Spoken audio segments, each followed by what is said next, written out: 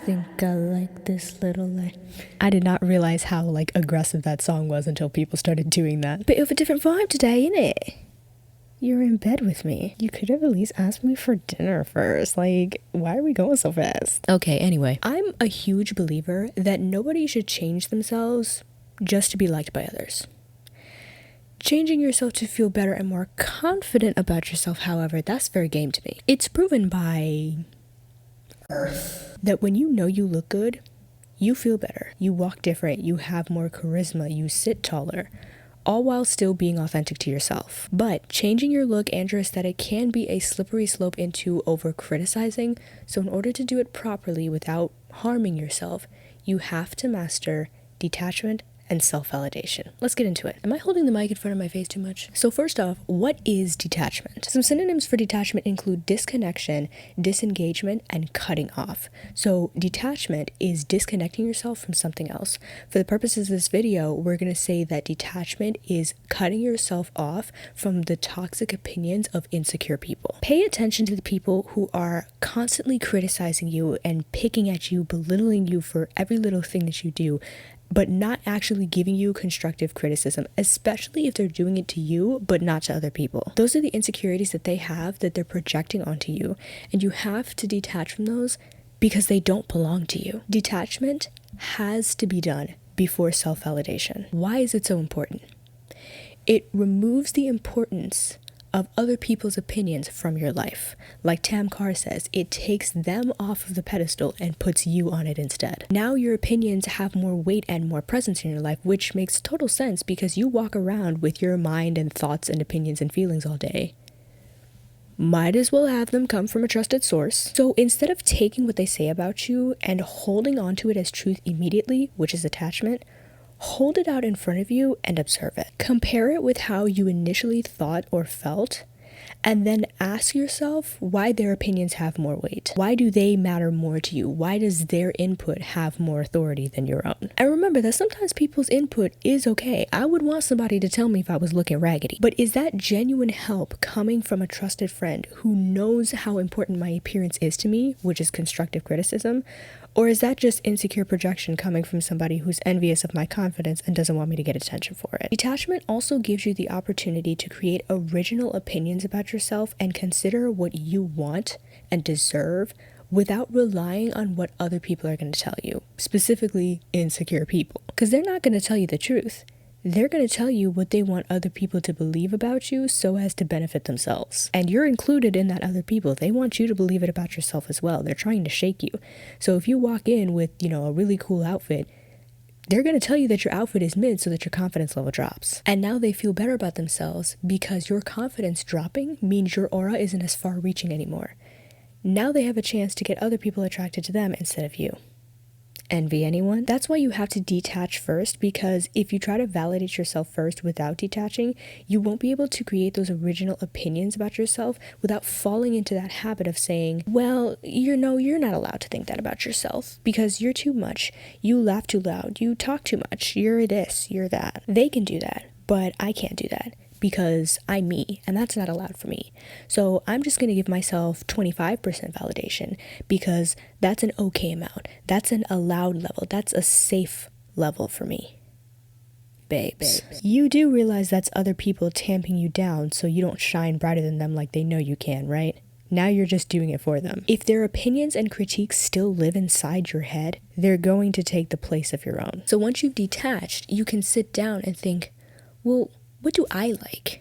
What makes me happy? What am I motivated and driven to do? How does this make me feel? If I never had to hear their criticism again, would I still do these things? What would I genuinely think about them? Would it still make me happy or unhappy to do these things? Find the answers to those questions and then run with them. I like snapping a lot. Okay, so now we've talked about detachment. Now let's move on to what is self-validation. So the dictionary definition of validation is recognition or affirmation that a person or their feelings and opinions are valid or worthwhile. So essentially, you're worth it simply because you're a person, because you're a human being. And notice how there's no mention made to a person's body type, weight, size, fashion style, the way their hair looks, the clothing that they wear, what their voice sounds like when they talk or laugh. Just you being a human being is enough. Your facial features don't matter either. It was in the list, but I forgot to say it. Now, if you're worried that you aren't worth validating because of things like that I just mentioned, you're leaning more into acceptability, which has different rules everywhere, exceptions to those rules, and then exceptions to those exceptions, all applied differently based on prior perceptions of people. But with validation, all you have to do is say, I accept me and myself because I am a human being, and that makes me worthy, regardless of what other people's insecure opinions would have them say about me. So let's bring up that outfit again. When you've detached, right, and somebody tries to bring you down by calling your outfit mid, you can say with full confidence, well, I liked what I saw in the mirror when I put this on, and that was enough for me to leave the house with it.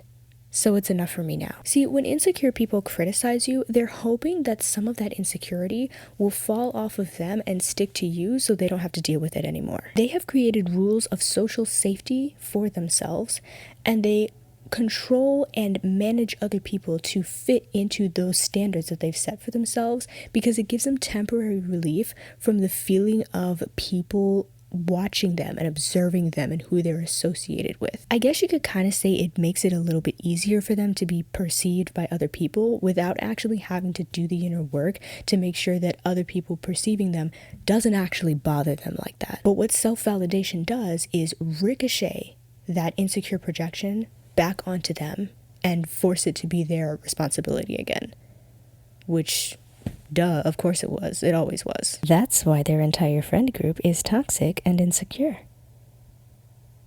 Do y'all notice that? They latch on to the people who take their words to heart and then go back to them for approval. People who seek external validation are very attractive to insecure and controlling people because it gives them the validation that they also seek. Yes, they are also hungry for external validation, but it also makes it easier to shape and mold that little group that they've created so that it fits that standard of social safety that they've set for themselves, thus providing the social safety. Essentially, they're scared stiff and they're making it your responsibility. Self-validation frees you from having to rely on those people who are only trying to use you for their social safety, so that now the only person about whose opinions you have to be worried is you. So now comes to the final step, the glow up. At least like the physical one that you can actually see. So if you already have a specific look that you're going for that you've been seeing in magazines or blogs or on socials or on Pinterest, start working towards adopting that look for yourself. Just be aware that if your look is like very niche, it may take a couple of tries to get the right combination of words to get exactly the style that you're chasing. If you don't have a specific look already, I just gave you some places you can look for inspiration. Pinterest, in my opinion, being the most readily available one. You do need an account if you don't have one already, but you can save stuff to boards and then sections within those boards so you can always have a visible representation of your future aesthetic. You can do this with your room too, because glowing up doesn't just have to be reflected in your physical appearance. They say that your space is a reflection of your mind. So if this specific look that you're chasing is occupying space in your mind, might as well let it spill out into the rest of your life. Now, just a note on this whole aesthetic transformation thing. Do not be alarmed if you find yourself in the middle of this process going, should I even be doing this? Like, is this cringy? Like, does this look weird coming from me because it's not coming from somebody else? Am I even somebody to be adopting this look? Does it even fit me? Like, who do I think I am? How will other people think about me? I hope you don't plan on having these people in your room.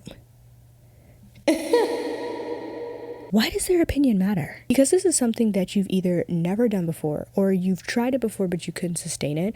You will find yourself falling back into that pattern of waiting for permission from the social safety warriors. Because right now it's your default state. It's like trying to pull a wheel out of a groove that it's spun into the dirt. If that groove is deep enough, it's going to be much harder to pull the wheel out, and it's going to take extreme measures to do so. Our brains are the same way. The longer you do something, the more used to it you are, so the harder it's going to be not to do it. Because even though it's making you miserable, it's more comfortable because it's familiar. Better the devil you know than the devil you don't, right? And if you grew up anything like me, Going against the grain as a result of childlike curiosity is often met with disdain. That's why it's so hard for our brains to adopt change.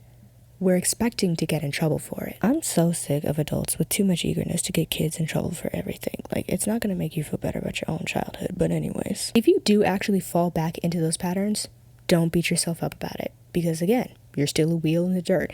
You're still trying to learn how to not do this thing. You're still pulling yourself out of that groove in the dirt. You're still pulling yourself out of that pattern, that habit that you have of doing that. It's gonna take time and practice, but eventually you will get yourself out of that groove in the dirt you've spun yourself into, and you'll be back onto the open road where you can ride off into the sunset with the sun in your face and the wind blowing in your hair. So let me know in the comments what kind of aesthetic you're going for with your clothes or your room, and I'll see y'all next week. Bye. Doofenshmirtz Evil Incorporated.